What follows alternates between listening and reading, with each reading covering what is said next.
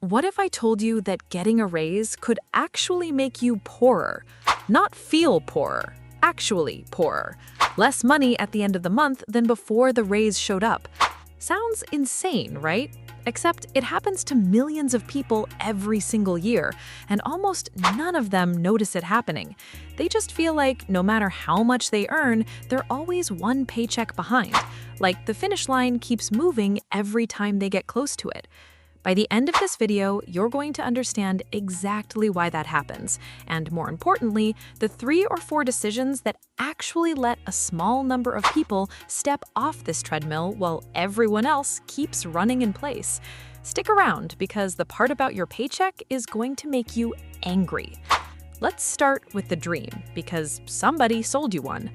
Go to school, get good grades, get a good job, work hard, retire happy. That's the whole pitch. It's printed on graduation cards and repeated by well-meaning parents, and it sounds completely reasonable. The problem isn't that it's a lie, it's the description of the entrance to the maze, not the exit. Here's where things get weird. That path, school, job, salary, was designed in an era when a single income could buy a house, raise 3 kids, and still leave room for a summer vacation. It was built for a world that doesn't exist anymore. You're following 1960s instructions in a 2026 economy and wondering why the math never quite lines up. So, you graduate, you land the job, first paycheck hits your account, and it feels incredible. More money than you've ever had at once. You upgrade your apartment, new phone, nicer car, a gym membership you'll use 4 times. None of it feels reckless. It all feels earned. You worked for this. Picture 2 friends, same graduating class, same starting salary down to the dollar. One of them upgrades everything the moment the paycheck lands. Apartment, car, wardrobe, the works. The other keeps living like a broke student for 2 more years, banking the difference. 5 years later, one of them is still explaining to their landlord why rent is late. The other one just put a down payment on a house. Same income the entire time. Nobody would guess it from the outside, because the first one always looked richer. That's the trick. Looking rich and being rich are almost opposite skills, and this is exactly where almost everyone gets trapped. Psychologists have a name for what just happened to you: lifestyle creep. Your spending quietly expands to match your income almost every single time, without you ever making one dramatic decision to blow your money.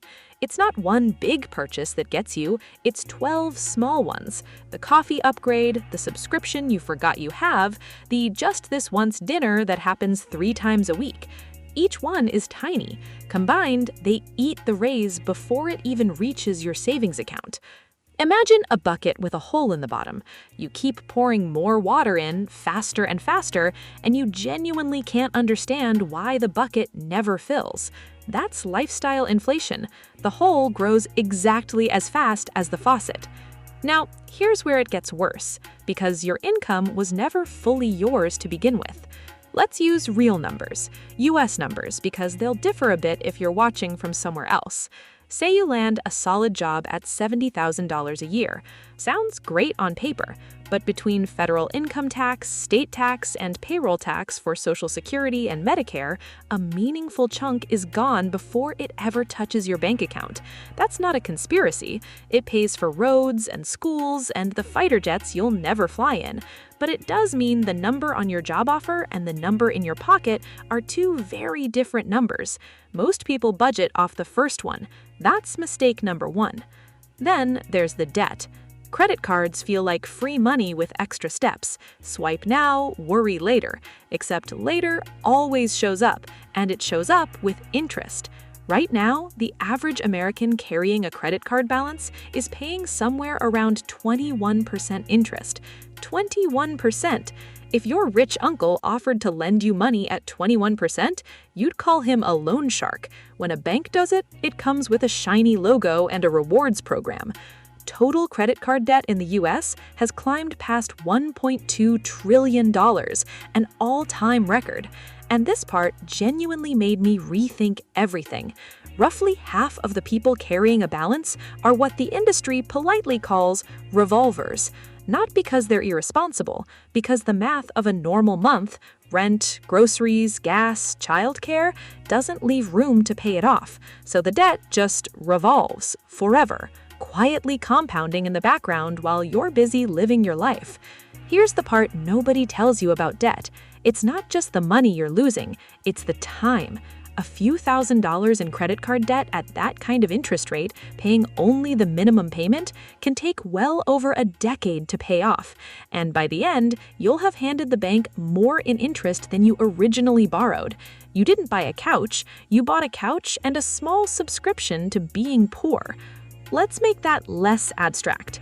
Say you put a $600 phone on a credit card at that average interest rate and only ever make the minimum payment. By the time you've actually paid it off, years later, that phone has quietly cost you the price of 2 phones. You're not just buying the object, you're buying a slow leak that runs in the background long after you've forgotten the purchase happened. Meanwhile, the actual phone is 2 operating system updates behind, and the case is cracked. Okay. Taxes take a slice, debt takes a slice, but there's a third thief that comes, and this one is the sneakiest of all, because it doesn't take your money directly, it just makes your money worth less while you're not looking.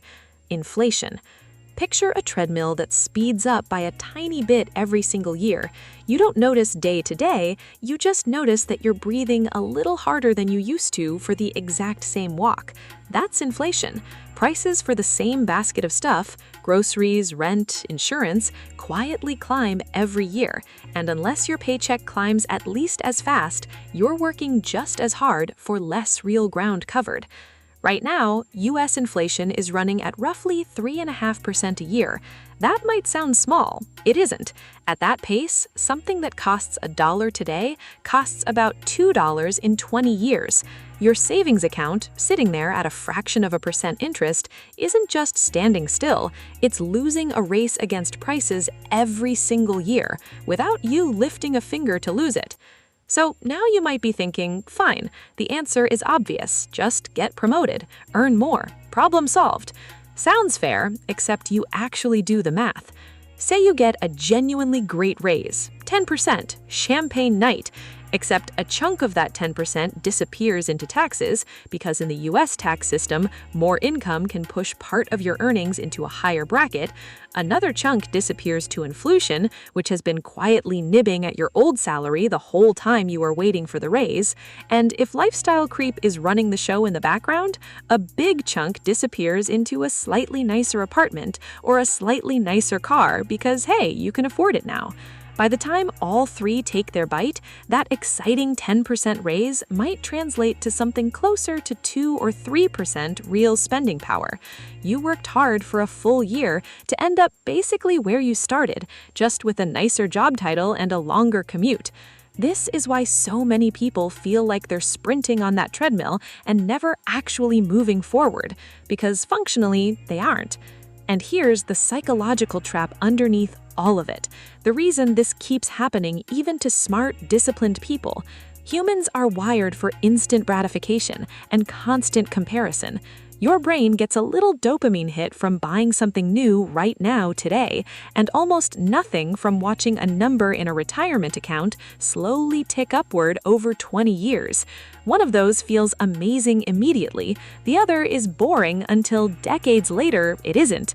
Add in social media quietly showing you everyone else's vacations and kitchen renovations, and suddenly saving money doesn't just feel hard, it feels like falling behind. Think about how weird that actually is. Nobody posts a picture of their retirement account. Nobody puts their emergency fund on a story with a little confetti animation. So your brain builds an entire picture of everyone else's life from the 10% of it that's designed to be shown off, and quietly assumes the other 90% matches. You end up competing against a highlight reel with your actual bank statement and losing a competition that was never real in the first place. So who actually gets off the treadmill? Not the people who earn the most. That surprises people every time, but it's true. Plenty of high earners are just running on a faster, more expensive treadmill with a bigger mortgage and a nicer car payment, eating the exact same percentage of their paycheck as before. You've probably met someone who makes triple what you do and is still stressed about money 3 weeks into the month. The treadmill doesn't care about your salary, it just matches its speed to whatever you're capable of running. Myth: the rat race is about how much you earn. Reality: it's about the gap between what you earn and what you keep, and that gap has almost nothing to do with your job title. The people who actually escape share one habit, and it's almost boringly simple. They build that gap on purpose, and then they put it to work instead of letting it sit in a checking account losing quietly to inflation. That's it. That's the entire secret, and it's a little anticlimactic, I know. Here's a comparison that should make this click. The stock market, specifically the S&P 500, has historically returned around 10% a year before inflation and around 7% a year after inflation over close to a century of data. That's not a hot tip. That's not some app promising overnight riches. That's the slow, unglamorous math of money that's invested versus money that's just sitting there. $10,000 invested and left alone for 30 years at that historical average can grow past $100,000 without you doing anything else. Meanwhile, $10,000 sitting in a regular savings account at today's savings rates barely limps ahead of inflation, if it manages that at all. I have to be straight with you here, because the finance bro version of this video would tell you compound interest alone will save you. It won't, not on its own, because right now, the average American is saving less than 4% of their income, compared to a long-run historical average closer to 8%. More than half the country is living paycheck to paycheck. You cannot compound a gap that doesn't exist. The gap has to come first. So let's make this practical, because I promised you value, not just doom. First, find the leaks before you hunt for extra income. Most people try to escape the rat race by chasing a bigger paycheck, when there's usually an easier lever sitting right in front of them. Subscriptions on autopilot, a phone plan you never renegotiated, interest payments you could crush by paying off the highest rate debt first, instead of spreading payments evenly. Fixing the hole in the bucket beats trying to outpour it. Second, automate the gap the moment it's created, before your brain gets a vote. Money that hits your checking account and waits around gets spent.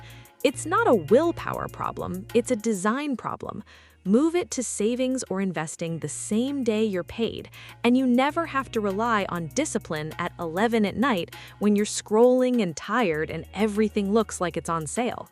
Third, attack the highest interest debt like it's on fire, because it basically is.